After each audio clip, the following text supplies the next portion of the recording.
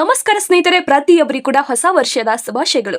ಸ್ನೇಹಿತರೆ, ಇಲ್ಲಿ ಪಿಎಂ ಕಿಸಾನ್ ಯೋಜನೆ ಹಣ ನಿಮಗೆ ಯಾವ ರೀತಿ ಇಂದು ಸಿಗ್ತಾ ಇರುವಂತದ್ದು, ಈ ಒಂದು 22ನೇ ಕಂತಿನ ಹಣ ನಿಮ್ಮ ಖಾತೆಗೆ ಬರ್ತಾ ಇದೆಯಾ ಎನ್ನುವ ಮಾಹಿತಿಯನ್ನು ಕೂಡ ನಾನು ಇವತ್ತು ನಿಮಗೆ ತಿಳಿಸ್ತಾ ಇರುವಂತದ್ದು. ಸ್ನೇಹಿತರೆ, ಇಲ್ಲಿ ಅದೆಷ್ಟೋ ಜನರು ಪಿಎಂ ಕಿಸಾನ್ ಯೋಜನೆಯ 21ನೇ ಕಂತಿನ ಹಣ ಪಡೆದುಕೊಂಡಿದ್ದಾರೆ. ಆದ್ರೆ ಇವಾಗ ವೇಟ್ ಮಾಡ್ತಾ ಇರುವುದು 22ನೇ ಕಂತಿನ ಹಣಕ್ಕೋಸ್ಕರ. ಸ್ನೇಹಿತರೆ, ಇಲ್ಲಿ 22ನೇ ಕಂತಿನ ಹಣ ನಿಮ್ಮ ಖಾತೆಗೆ ಬಂದು ತಲುಪಬೇಕಂದ್ರೆ ನೀವು ಈ ಒಂದು ಕೆಲಸವನ್ನು ಮಾಡಲೇಬೇಕು. ಹಾಗಿದ್ರೆ ಮಾತ್ರ ನಿಮಗೆ ಇನ್ ಮುಂದೆ ಹಣ ಬರುತ್ತೆ.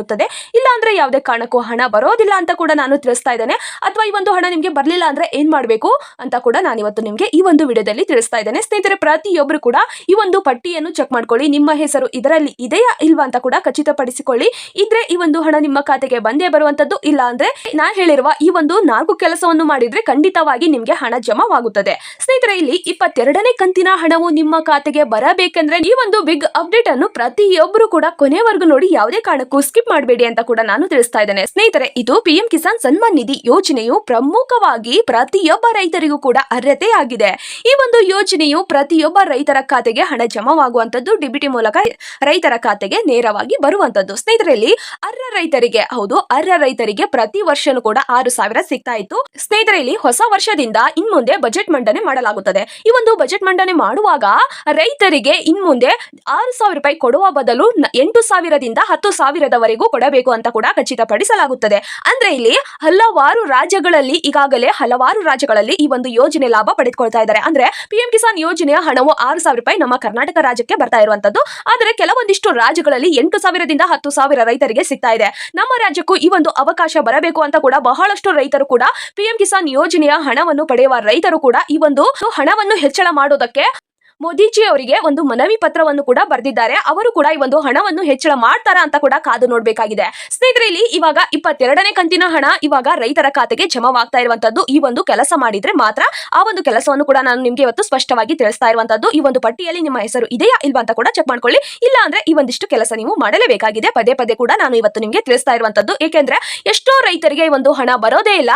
ಅದಕ್ಕೋಸ್ಕರ ನಾನು ಇವತ್ತು ಮಾಹಿತಿಯನ್ನು ನಿಮ್ಗೆ ಸ್ಪಷ್ಟವಾಗಿ ತಿಳಿಸ್ತಾ ಇರುವಂತದ್ದು. ಈ ಒಂದು ಹಣ ನಿಮ್ಗೆ ಬರ್ಲಿಲ್ಲ ಅಂದ್ರೆ ಈ ಒಂದು ಕೆಲಸವನ್ನು ಮಾಡಿ ಅಂತ. ಈ ಒಂದು ವಿಡಿಯೋನ ಮುಂದುವರಿಸುವ ಮೊದಲು ನೀವೇನಾದ್ರೂ ಮೊದಲನೇ ಬಾರಿಗೆ ನಮ್ಮ ಚಾನೆಲ್ಗೆ ಭೇಟಿ ನೀಡಿದ್ರೆ ಹಾಗೂ ಯಾರು ಕೂಡ ಇನ್ನೂ ಸಬ್ಸ್ಕ್ರೈಬ್ ಆಗದಿದ್ದರೆ ಈ ಕೆಳಗಡೆ ಕಾಣುವ ಸಬ್ಸ್ಕ್ರೈಬ್ ಬಟನ್ ಮೇಲೆ ಕ್ಲಿಕ್ ಮಾಡಿಬಿಟ್ಟು ಪ್ರತಿಯೊಬ್ಬರು ಕೂಡ ಸಬ್ಸ್ಕ್ರೈಬ್ ಮಾಡ್ಕೊಳ್ಳಿ. ಹಾಗೆ ಯಾರೆಲ್ಲ ಈ ಒಂದು ವಿಡಿಯೋನ ನೋಡ್ತಾ ಇದ್ದೀರೋ ಪ್ರತಿಯೊಬ್ಬರು ಕೂಡ ಒಂದೇ ಒಂದು ತಪ್ಪದೆ ಲೈಕ್ ಅನ್ನು ಕೊಟ್ಟು ನಿಮ್ಮ ಸ್ನೇಹಿತರಿಗೂ ಈ ಒಂದು ವಿಡಿಯೋನ ಶೇರ್ ಮಾಡಿ. ಸ್ನೇಹಿತರೆ, ಈ ಒಂದು ಯೋಜನೆಯ ಮುಖ್ಯ ಉದ್ದೇಶ ಯಾವ ರೀತಿ ಇದೆ ಅಂತ ನೋಡೋದಾದ್ರೆ, ಸಣ್ಣ ಮತ್ತು ಅಲ್ಪ ಭೂಮಿ ರೈತರಿಗೆ ಈ ಒಂದು ಯೋಜನೆಯ ಆರ್ಥಿಕ ನೆರವು ಸಿಗಬೇಕು ಎಂದು ಕೂಡ ಸರ್ಕಾರದಿಂದ ಈ ಒಂದು ಯೋಜನೆಯನ್ನು ಜಾರಿಗೆ ತಂದು ರೈತರಿಗೆ ನೀಡ್ತಾ ಇರುವಂತದ್ದು. ಪಿಎಂ ಕಿಸಾನ್ ಫಲಾನುಭವಿಗಳ ಪಟ್ಟಿ ಯಾವ ರೀತಿ ಇರುತ್ತದೆ, ಈ ಒಂದು ಪಟ್ಟಿ ಅಂದ್ರೆ ಯಾವ ರೀತಿ ಚೆಕ್ ಮಾಡಬೇಕು ಅಂತ ಕೂಡ ಬಹಳಷ್ಟು ಜನರು ಕೂಡ ಕಮೆಂಟ್ ಬಾಕ್ಸ್ ಅಲ್ಲಿ ತಿಳಿಸಿದ್ರು. ಅಂತವ್ರಿಗೆ ಕೂಡ ನಾನು ಇವತ್ತು ನಿಮ್ಗೆ ತಿಳಿಸ್ತಾ ಇರುವ ಮಾಹಿತಿ ಇದಾಗಿದೆ. ಸ್ನೇಹಿತರೆ, ಇಲ್ಲಿ ಪಿಎಂ ಕಿಸಾನ್ ಹಣ ಬರಬೇಕಾದ್ರೆ ನಿಮ್ಮ ಹೆಸರು ಸರ್ಕಾರದ ಫಲಾನುಭವಿಗಳ ಪಟ್ಟಿಯಲ್ಲಿ ಇರಬೇಕು. ಹಾಗಿದ್ರೆ ಮಾತ್ರ ಈ ಒಂದು ಯೋಜನೆ ಹಣ ನಿಮ್ಮ ಖಾತೆಗೆ ಜಮಾವಾಗುವಂತದ್ದು. ಸ್ನೇಹಿತರೆ, ಒಂದು ಪಟ್ಟಿಯನ್ನು ಗ್ರಾಮವಾರು ಬಿಡುಗಡೆ ಮಾಡಿರ್ತಾರೆ ಮತ್ತು ಜಿಲ್ಲಾವಾರು ಕೂಡ ಬಿಡುಗಡೆ ಮಾಡಿರ್ತಾರೆ ಮತ್ತು ತಾಲೂಕು ಮಟ್ಟದಲ್ಲಿ ಕೂಡ ಈ ಒಂದು ಪಟ್ಟಿಯನ್ನು ಸಿದ್ಧಪಡಿಸಿರ್ತಾರೆ. ಈ ಒಂದು ಪಟ್ಟಿಯಲ್ಲಿ ಹೆಸರು ಇದ್ರೆ ಮಾತ್ರ ಹಣ ಜಮಾವಾಗುವಂತದ್ದು. ಕಂತು ಕೂಡ ಪ್ರತಿ ತಿಂಗಳು ಕೂಡ ಈ ಒಂದು ಕಂತು ಮುಂದುವರಿಯುವಂತದ್ದು. ಇಲ್ಲ ಅಂದ್ರೆ ಬರೋದೇ ಇಲ್ಲ. ಅದಕ್ಕೋಸ್ಕರ ನಾನು ಇವತ್ತು ನಿಮ್ಗೆ ತಿಳಿಸ್ತಾ ಇರುವಂತದ್ದು. ಹಣ ಬರದೇ ಇದ್ರೆ ಈ ಒಂದು ಕಂತುಗಳನ್ನು ನಿಲ್ಲಿಸಲಾಗುತ್ತದೆ. ಸ್ನೇಹಿತರೆ, ಇಲ್ಲಿ ಪಿಎಂ ಕಿಸಾನ್ ಫಲಾನುಭವಿಗಳ ಪಟ್ಟಿಯನ್ನು ಯಾವ ರೀತಿ ಚೆಕ್ ಮಾಡಬೇಕು ಅಂತ ಕೂಡ ನಾನು ಇವತ್ತು ನಿಮ್ಗೆ ತಿಳಿಸ್ತಾ ಇದ್ದೇನೆ. ನೀವು ಏನ್ ಮಾಡ್ಬೇಕಂದ್ರೆ ಇಲ್ಲಿ ಹಂತ ಹಂತವಾಗಿ ನಾನು ಇವತ್ತು ನಿಮ್ಗೆ ತಿಳಿಸ್ತಾ ಇರುವಂತದ್ದು. ಈ ಒಂದು ರೀತಿಯಾಗಿ ನಿಮ್ಮ ಮೊಬೈಲ್ ಮೂಲಕವೇ ಈ ಒಂದು ಹಂತವನ್ನು ನೀವು ಚೆಕ್ ಮಾಡ್ಕೊಂಡ್ರೆ ಖಂಡಿತವಾಗಿ ನಿಮ್ಗೆ ಹಣ ಈ ಒಂದು 22ನೇ ಕಂತಿನ ಹಣ ನಿಮ್ಗೆ ಸಿಗುತ್ತದೆ ಸಿಗಲ್ವಾ ಅಂತ ಕೂಡ ಗೊತ್ತಾಗುತ್ತದೆ. ಸ್ನೇಹಿತರೆ, ಇಲ್ಲಿ 21ನೇ ಕಂತಿನ ಹಣ ಬಹಳಷ್ಟು ರೈತರು ಪಡೆದುಕೊಂಡಿದ್ದೀರಿ. ಹಾಗೆ 22ನೇ ಕಂತಿನ ಹಣವನ್ನು ಕೂಡ ಪಡೆದುಕೊಳ್ಳಿ ಅಂತ ಕೂಡ ನಾನು ತಿಳಿಸ್ತಾ ಇದ್ದೇನೆ. ಸ್ನೇಹಿತರೆ, ಇಲ್ಲಿ ಹಂತ ಹಂತವಾಗಿ ನಾನು ಇವತ್ತು ನಿಮಗೆ ತಿಳಿಸ್ತಾ ಇರುವಂತದ್ದು. ಈ ಒಂದು ಹಣವನ್ನು ನಿಮ್ಮ ಮೊಬೈಲ್ ಮೂಲಕವಾದ್ರೂ ಚೆಕ್ ಮಾಡ್ಕೋಬಹುದು, ಅಥವಾ ನಿಮ್ ಕಡೆ ಮೊಬೈಲ್ ಇಲ್ಲ ಅಂದ್ರೆ ಕಂಪ್ಯೂಟರ್ ಮೂಲಕವಾದ್ರೂ ಈ ಒಂದು ಹಣವನ್ನು ಚೆಕ್ ಮಾಡ್ಕೋಬಹುದು. ಸ್ನೇಹಿತರೆ, ಇಲ್ಲಿ ಮೊದಲನೇ ಹಂತದಲ್ಲಿ ಪಿಎಂ ಕಿಸಾನ್ ಅಧಿಕೃತ ವೆಬ್ಸೈಟ್ ಲಿಂಕ್ ಅನ್ನು ತೆರೆಯಬೇಕಾಗಿದೆ. ಈ ಒಂದು ತೆರೆದ ನಂತರ 2ನೇ ಹಂತದಲ್ಲಿ ನಿಮ್ಗೆ ಒಂದು ಬೆನಿಫಿಸಿಲಿಟಿ ಸ್ಟೇಟಸ್ ಅಂತ ತೋರಿಸುತ್ತದೆ. ಆ ಒಂದು ಬೆನಿಫಿಸಿಲಿಟಿ ಸ್ಟೇಟಸ್ ಮೇಲೆ ನೀವು ಕ್ಲಿಕ್ ಮಾಡಬೇಕಾಗುತ್ತದೆ. ಆ ಒಂದು ಬೆನಿಫಿಸಿಲಿಟಿ ಸ್ಟೇಟಸ್ ಮೇಲೆ ಕ್ಲಿಕ್ ಮಾಡಿದ ನಂತರ ನಿಮ್ಮ ರಾಜ್ಯ ಯಾವುದು ಅಂತ ಕೂಡ ಆಯ್ಕೆ ಮಾಡಬೇಕಾಗುತ್ತದೆ.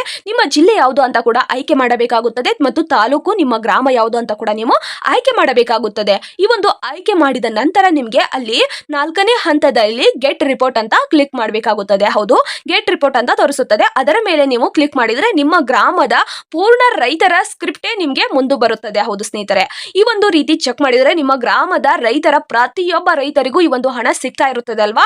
ಆ ಒಂದು ರೈತರ ಲಿಸ್ಟೇ ಅಲ್ಲಿ ಬರುತ್ತದೆ. ಪ್ರತಿಯೊಬ್ಬರು ಕೂಡ ಈ ರೀತಿ ಚೆಕ್ ಮಾಡ್ಕೊಳ್ಳಿ. ಅದರಲ್ಲಿ ನಿಮ್ಮ ಹೆಸರು ಇದೆಯಾ, ನಿಮ್ಮ ತಂದೆಯ ಹೆಸರು ಇದೆಯಾ ಅಂತ ಕೂಡ ಚೆಕ್ ಮಾಡ್ಕೊಳ್ಳಿ. ಪ್ರತಿಯೊಬ್ಬರು ಕೂಡ ಈ ರೀತಿ ಚೆಕ್ ಮಾಡ್ಕೊಳ್ಳೋದ್ರಿಂದ ನಿಮ್ಗೆ 22ನೇ ಕಂತಿನ ಹಣ ಬರೋದಕ್ಕೆ ಸುಲಭವಾಗುತ್ತದೆ. ಇಲ್ಲ ಅಂದ್ರೆ ನೀವು ಈ ರೀತಿ ಕೆಲಸ ಮಾಡಬೇಕಾಗುತ್ತದೆ. ಅಂದ್ರೆ ಹಣ ಬರದೇ ಇರುವ ಕಾರಣಗಳು ಏನು ಅಂತ ನೋಡೋದಾದ್ರೆ ಸ್ನೇಹಿತರೆ, ಇಲ್ಲಿ ಬಹುತೇಕ ರೈತರಿಗೆ ಹಣ ಬರೋದಿಲ್ಲ. ಪ್ರಮುಖವಾಗಿ ಯಾವ ಕಾರಣಗಳಿಂದ ಅಂತ ನೋಡೋದಾದ್ರೆ 4 ಕಾರಣವನ್ನು ಕೂಡ ಸರ್ಕಾರದಿಂದ ನೀಡಲಾಗಿದೆ. ಈ ಒಂದು 4 ಕಾರಣಗಳು ಯಾವುವು ಅಂತ ನೋಡೋದಾದ್ರೆ ಈ KYC ಪೂರ್ಣವಾಗದೇ ಇರುವ ರೈತರಿಗೆ ಹಣ ಬರೋದಿಲ್ಲ. ಹೌದು ಸ್ನೇಹಿತರೆ, ಆಧಾರಿತ ಈ KYC ಕಡ್ಡಾಯವಾಗಿದೆ ಮತ್ತು ಈ KYC ಇಲ್ಲದಿದ್ರೆ ಹಣ ನಿಮ್ದು ನಿಲ್ಲುತ್ತದೆ. ಎರಡನೇದು ಬ್ಯಾಂಕ್ ಖಾತೆ ಸಮಸ್ಯೆ ಇದ್ರೆ ಖಂಡಿತವಾಗಿ ನಿಮ್ಗೆ ಹಣ ಬರೋದಿಲ್ಲ. ಈ ಒಂದು ಬ್ಯಾಂಕ್ ಖಾತೆಯನ್ನು ಕೂಡ ನೀವು ಸರಿಪಡಿಸಬೇಕಾಗುತ್ತದೆ. ಅಂದ್ರೆ ನಿಮ್ಮ ಬ್ಯಾಂಕ್ ಖಾತೆ ಕ್ಲೋಸ್ ಆಗಿರುತ್ತದೆ ಅಥವಾ IFSC ಕೋಡ್ ಕೂಡ ತಪ್ಪಾಗಿರುತ್ತದೆ ಅಥವಾ ನಿಮ್ದು ಆಧಾರ್ ಕಾರ್ಡ್ಗೆ ಬ್ಯಾಂಕ್ ಖಾತೆ ಲಿಂಕ್ ಆಗಿಲ್ಲ ಅಂದ್ರೆ ನಿಮ್ಮ ಖಾತೆಗೆ ಹಣ ಜಮಾವಾಗೋದಿಲ್ಲ. ಅದಕ್ಕೋಸ್ಕರ ಈ ಒಂದು ಆಧಾರ್ ಕಾರ್ಡಿನಲ್ಲಿ ನಿಮ್ಮ ಬ್ಯಾಂಕ್ ಖಾತೆ ಕೂಡ ಲಿಂಕ್ ಆಗಿರಬೇಕು, IFSC ಕೂಡ ಸರಿ ಇರಬೇಕು ಮತ್ತು ನಿಮ್ಮ ಬ್ಯಾಂಕ್ ಖಾತೆ ಕೂಡ ಚಾಲ್ತಿಯಲ್ಲಿ ಇರಬೇಕು. ಹಾಗಿದ್ರೆ ಮಾತ್ರ ನಿಮ್ಗೆ ಹಣ ಜಮಾವಾಗುತ್ತದೆ. ಮತ್ತು ಮೂರನೆಯದು ಭೂ ದಾಖಲೆಗಳ ಸಮಸ್ಯೆ. ಅಂದ್ರೆ ಇಲ್ಲಿ RTC ಅಲ್ಲಿ ಹೆಸರು ಮಿಸ್ ಮ್ಯಾಚ್ ಆಗಿರುತ್ತದೆ ಅಥವಾ ಜಮೀನಿನ ಒಂದು ವರ್ಗಾವಣೆ ಅಪ್ಡೇಟ್ ಆಗಿರೋದಿಲ್ಲ. ಅದಕ್ಕೋಸ್ಕರ ಈ ಒಂದು ಹಣ ನಿಮ್ಗೆ ನಿಲ್ಲಬೇಕಾಗುತ್ತದೆ. ಪ್ರತಿಯೊಬ್ಬರು ಕೂಡ ಈ ಒಂದು ಭೂ ದಾಖಲೆ ಸರಿಯಾಗಿದೆಯಾ ಇಲ್ವಾ ಅಂತ ಕೂಡ ಚೆಕ್ ಮಾಡ್ಕೊಂಡು ಈ ಒಂದು ಯೋಜನೆ ಲಾಭ ಪಡೆದುಕೊಳ್ಳಿ. ಮತ್ತು 4ನೇದು ಅನರ್ಹತೆ. ಅಂದ್ರೆ ಇಲ್ಲಿ ಯಾರಿಗೆ ಈ ಒಂದು ಯೋಜನೆ ಸಿಗೋದಿಲ್ಲ ಅಂತ ನೋಡೋದಾದ್ರೆ ಸರ್ಕಾರಿ ನೌಕರರಿಗೆ ಈ ಒಂದು ಹಣ ಸಿಗೋದಿಲ್ಲ. ಹೌದು, ಪಿಂಚಣಿ ಪಡೆಯುವ ರೈತರಿಗೂ ಕೂಡ ಈ ಒಂದು ಯೋಜನೆ ಸಿಗೋದಿಲ್ಲ ಮತ್ತು ಹೆಚ್ಚಿನ ಆದಾಯ ಗಳಿಸುವ ರೈತರಿಗೂ ಕೂಡ ಈ ಒಂದು ಯೋಜನೆ ಸಿಗೋದಿಲ್ಲ. ಹೌದು, ಹೆಚ್ಚಿನ ಆದಾಯ ಯಾರೆಲ್ಲ ಗಳಿಸ್ತಾ ಇರ್ತಾರೋ ಅವರಿಗೆ ಈ ಒಂದು ಯೋಜನೆ ಲಾಭ ಸಿಗೋದಿಲ್ಲ. ಇಂತಹ ಒಂದು ಕಾರಣಗಳಿಂದ ನಿಮ್ಮ ಹೆಸರು ಆ ಒಂದು ಪಟ್ಟಿಯಲ್ಲಿ ಇರೋದಿಲ್ಲ. ಅದಕ್ಕೋಸ್ಕರ ನಿಮ್ಮ ಯಾವ ಒಂದು ಡಾಕ್ಯುಮೆಂಟ್ ಸರಿ ಇಲ್ವೋ ಅದನ್ನು ಕೂಡ ಸರಿಪಡಿಸಿಕೊಂಡು ಈ ಒಂದು ಯೋಜನೆ ಲಾಭವನ್ನು ಪಡೆದುಕೊಳ್ಳಿ. ಇದನ್ನು ಯಾವ ರೀತಿ ಸರಿಪಡಿಸಿಕೊಳ್ಬೇಕು ಅಂತ ನಾನು ಕೂಡ ನಿಮ್ಗೆ ತಿಳಿಸ್ತಾ ಇದ್ದೇನೆ. ಯಾವ ರೀತಿ ಅಂದ್ರೆ ನಿಮ್ಮ ಸಮೀಪದ ಹತ್ತಿರದ ರೈತ ಸಂಪರ್ಕ ಕೇಂದ್ರಕ್ಕೆ ಹೋಗ್ಬೋದು ಅಥವಾ ಕೃಷಿ ಇಲಾಖೆ ಕಚೇರಿಗಾದ್ರೂ ಹೋಗ್ಬೋದು ಅಥವಾ ಬ್ಯಾಂಕ್ ಖಾತೆಗೆ. ಈ ಒಂದು 3ಗಳಲ್ಲಿ ಯಾವ್ದಾದ್ರೂ ಒಂದಕ್ಕೆ ಹೋಗಿ ನಿಮ್ಮ ಒಂದು ದಾಖಲೆಗಳನ್ನು ತೋರಿಸಿ ಅಲ್ಲಿ ಏನಾದ್ರೂ ದಾಖಲೆಗಳಲ್ಲಿ ಏನಾದ್ರೂ ತಪ್ಪಿದ್ರೆ ಅದನ್ನು ತಿದ್ದುಪಡಿಸಿಕೊಳ್ಳಿ ಅಂತ ಕೂಡ ನಾನು ತಿಳಿಸ್ತಾ ಇದ್ದೇನೆ. ಪ್ರತಿಯೊಬ್ರು ಕೂಡ ಈ ರೀತಿ ನಿಮ್ಮ ಹಣವನ್ನು ಚೆಕ್ ಮಾಡ್ಕೊಂಡು ಯಾವ ಒಂದು ಪಟ್ಟಿಯಲ್ಲಿ ಇಲ್ಲ ಅಂದ್ರೆ ಈ ಒಂದು ಸಮಸ್ಯೆ ಇರುತ್ತದೆ ಅದನ್ನು ಕೂಡ ನೀವು ಚೆಕ್ ಮಾಡ್ಕೊಳ್ಳಿ. ರೈತ ಸಂಪರ್ಕ ಕೇಂದ್ರಕ್ಕೆ ಹೋಗಿ ಅಥವಾ ನೀವು ಯಾವುದೇ ಒಂದು ನಿಮ್ಮ ಒಂದು ಡಾಕ್ಯುಮೆಂಟ್ ಸರಿ ಇಲ್ಲ ಅಂದ್ರೆ ಅದನ್ನು ಕೂಡ ಪ್ರತಿಯೊಬ್ಬರು ಕೂಡ ಸರಿಪಡಿಸಿಕೊಂಡು ಈ ಒಂದು ತಿದ್ದುಪಡಿ ಮಾಡಿಸೋದ್ರಿಂದ ನಿಮ್ಗೆ ಮುಂದಿನ ಹಂತದಲ್ಲಿ ಈ ಒಂದು ಯೋಜನೆ ಲಾಭ ನಿಮ್ಗೆ ಸಿಗುತ್ತದೆ. ಇಲ್ಲಿ ಯಾವುದೇ ಒಂದು ಮಧ್ಯವರ್ತಿ ಇರೋದಿಲ್ಲ. ನಮ್ಗೆ ಇಷ್ಟ ಹಣ ಕೊಟ್ರಿ ನಾವು ನಿಮ್ಗೆ ಈ ಸರಿ ಹಣ ಹಾಕಿಸ್ತೇವೆ ಅಂತ ಹೇಳ್ತಾರಲ್ಲ, ಅಂತವರು ಇಲ್ಲಿ ಯಾವುದೇ ರೀತಿ ಇರೋದಿಲ್ಲ. ಇದು ನೇರವಾಗಿ DBT ಮೂಲಕ ರೈತರ ಬ್ಯಾಂಕ್ ಖಾತೆಗೆ ಬರುವಂತಹ ಹಣವಾಗಿದೆ. ಯಾರನ್ನು ಕೂಡ ಮಧ್ಯವರ್ತಿಗಳನ್ನು ನಂಬಬೇಡಿ, ಹಣವನ್ನು ಕೂಡ ಕೊಡಬೇಡಿ ಅಂತ ಕೂಡ ನಾನು ತಿಳಿಸ್ತಾ ಇದ್ದೇನೆ.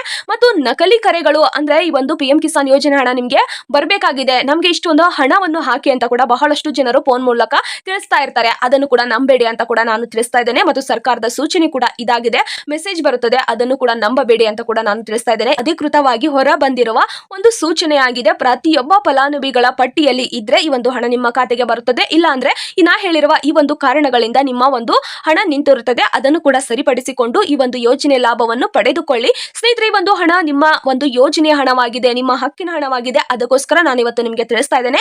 ಈ ಒಂದು ಮಾಹಿತಿ ನಿಮ್ಗೆ ಉಪಯುಕ್ತವಾಗಿದೆ ಅಂತ ಅನ್ಸಿದ್ರೆ ಒಂದೇ ಒಂದು ತಪ್ಪದೆ ಲೈಕ್ ಅನ್ನು ಕೊಟ್ಟು ನಿಮ್ಮ ಸ್ನೇಹಿತರಿಗೂ ಈ ಒಂದು ವಿಡಿಯೋನ ಶೇರ್ ಮಾಡಿ. ಮತ್ತು ರೈತ ವಾಟ್ಸ್ಆಪ್ ಗ್ರೂಪ್ ಇರ್ತಾವಲ್ಲ, ಅಲ್ಲಿ ಕೂಡ ಈ ಒಂದು ಯೋಜನೆಯ ಮಾಹಿತಿಯನ್ನು ಕೂಡ ಶೇರ್ ಮಾಡಿ. ಏಕೆಂದ್ರೆ ಬಹಳಷ್ಟು ರೈತರಿಗೆ ಈ ಒಂದು ಮಾಹಿತಿ ಗೊತ್ತೇ ಇರೋದಿಲ್ಲ. ಅದಕ್ಕೋಸ್ಕರ ನಾನು ತಿಳಿಸ್ತಾ ಇರುವಂತದ್ದು. ಪ್ರತಿಯೊಬ್ರು ಕೂಡ ನಿಮ್ಮ ಫ್ರೆಂಡ್ಸ್ಗೂ ಕೂಡ ಅಥವಾ ರೈತ ವಾಟ್ಸ್ಆಪ್ ಗ್ರೂಪ್ಗೂ ಈ ಒಂದು ವಿಡಿಯೋನ ಶೇರ್ ಮಾಡಿದ್ರೆ ಖಂಡಿತವಾಗಿ ಅವ್ರಿಗೂ ಕೂಡ ಗೊತ್ತಾಗುತ್ತದೆ ಮತ್ತು ಅವ್ರಿಗೂ ಈ ಒಂದು ಹಣ ಬರದೇ ಇರುವುದಕ್ಕೆ ಕಾರಣಗಳು ಅಂತ ಏನು ಅಂತ ಕೂಡ ಗೊತ್ತಾಗುತ್ತದೆ. ಅದನ್ನು ಕೂಡ ಅವರು ಸರಿಪಡಿಸಿಕೊಂಡ್ರೆ ಖಂಡಿತವಾಗಿ ಅವರಿಗೆ ಹಣ ಬರುತ್ತದೆ. ಅದಕ್ಕೋಸ್ಕರ ನಾನು ತಿಳಿಸ್ತಾ ಇರುವಂತದ್ದು. ಪ್ರತಿಯೊಬ್ಬರು ಕೂಡ ಸಬ್ಸ್ಕ್ರೈಬ್ ಮಾಡ್ಕೊಳ್ಳಿ ಮತ್ತು ನಿಮ್ಮ ಫ್ರೆಂಡ್ಸ್ಗೂ ಕೂಡ ಈ ಒಂದು ವಿಡಿಯೋನ ಶೇರ್ ಮಾಡಿ. ಇನ್ನು ಯಾರು ಕೂಡ ಸಬ್ಸ್ಕ್ರೈಬ್ ಮಾಡ್ಕೊಂಡಿಲ್ವೋ ಬೇಗ ಸಬ್ಸ್ಕ್ರೈಬ್ ಮಾಡ್ಕೊಳ್ಳಿ. ಮತ್ತು ಸರ್ಕಾರದಿಂದ ಬಂದಿರುವ ಯಾವುದೇ ಒಂದು ಹೊಸ ಯೋಜನೆ ಆಗಿರಬಹುದು ಮತ್ತು PM ಕಿಸಾನ್ ಯೋಜನೆ ಹಣವನ್ನು ಯಾವಾಗ ಬಿಡ್ತಾರೋ ಅನ್ನೋದಾಗಿರಬಹುದು ಮತ್ತು ಎಷ್ಟು ಹಣವನ್ನು ಬಿಡುಗಡೆ ಮಾಡ್ತಾರೆ ಎನ್ನುವುದಾಗಿರ್ಬೋದು, ಅದನ್ನು ಕೂಡ ನಾನು ನಿಮ್ಗೆ ಈ ಒಂದು ವಿಡಿಯೋ ಮುಖಾಂತರ ತಿಳಿಸ್ತಾನೆ ಇರ್ತೇನೆ. ಪ್ರತಿಯೊಬ್ಬರು ಕೂಡ ಸಬ್ಸ್ಕ್ರೈಬ್ ಮಾಡ್ಕೊಂಡ್ರೆ ನಾ ಮಾಡುವಂತಹ ಇಂತಹ ಒಂದು ವಿಡಿಯೋಗಳು ನಿಮ್ಗೆ ಬಂದು ತಲುಪುತ್ತದೆ. ಇಲ್ಲ ಅಂದ್ರೆ ಯಾವುದೇ ಕಾರಣಕ್ಕೂ ಬರೋದಿಲ್ಲ. ಅದಕ್ಕೋಸ್ಕರ ಪ್ರತಿಯೊಬ್ಬರು ಕೂಡ ಸಬ್ಸ್ಕ್ರೈಬ್ ಮಾಡ್ಕೊಳ್ಳಿ. ಮತ್ತು ಯಾರೆಲ್ಲ ಈ ಒಂದು ವಿಡಿಯೋನ ಕೊನೆಯವರೆಗೂ ನೋಡಿದ್ದೀರೋ ಹೃದಯಪೂರ್ವಕವಾಗಿ ಧನ್ಯವಾದಗಳು. ಜೈ ಜವಾನ್ ಜೈ ಕಿಸಾನ್.